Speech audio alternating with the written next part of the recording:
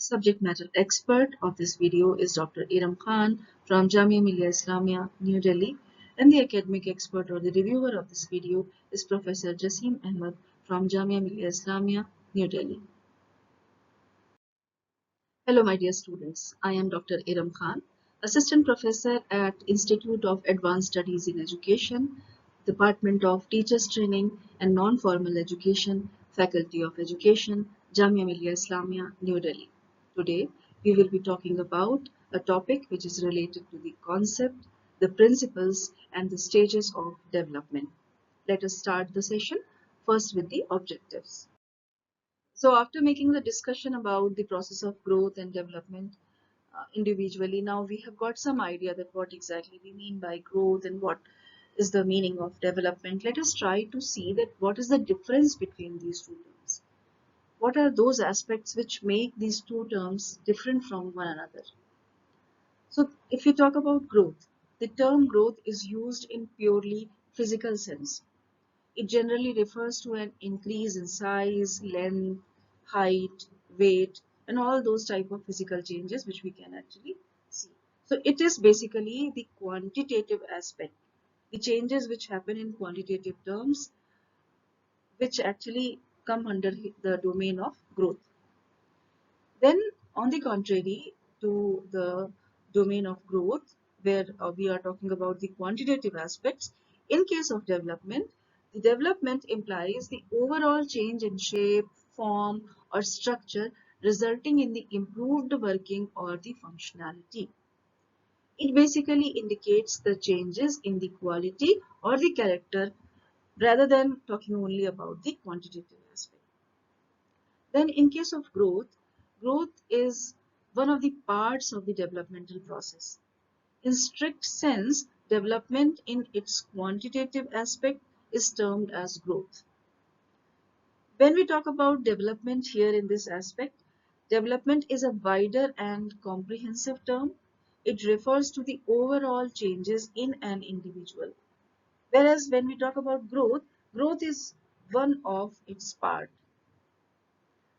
Growth may be referred to be described as the changes which take place in the particular aspects of the body and behavior of an organism, whereas development describes the changes in the organism as a whole, and it does not list the changes in parts. Growth does not continue throughout the life. At some point of time, once the person attains maturity, the growth stops. Whereas development is a continuous process. It goes from, there is a phrase that development goes from womb to tomb. It does not end with the attainment of maturity. The changes uh, will happen throughout the life. However, the changes can be small. They may be very negligible, but they continue throughout the lifespan of an individual.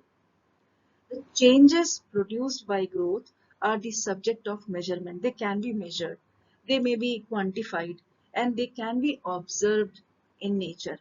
But in case of development, as we all know that it's a qualitative aspect, development is a qualitative aspect, it implies the improvement in the functioning and the behavior. And this is the reason why the qualitative changes are brought about through the process of development, and these are difficult to be measured directly. They are assessed through keen observation in the behavioral situations. Then growth may or may not bring development. A child may grow in terms of weight.